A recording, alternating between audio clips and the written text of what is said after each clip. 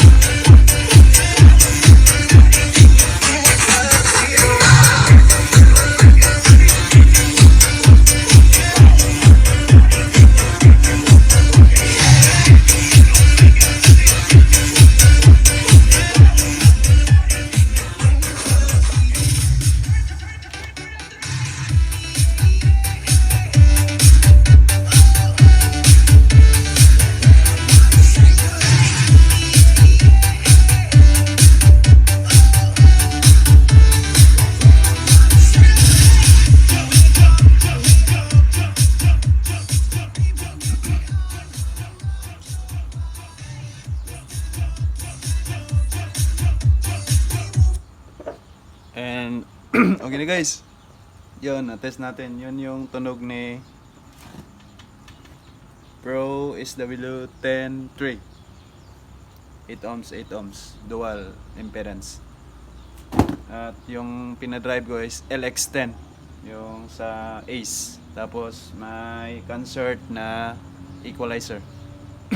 So guys, sa hindi pa nakasubscribe, please subscribe naman para sa channel natin. Yun na lang. Don't forget to like and subscribe my channel and have a nice day. God bless. Bye bye. Thank you.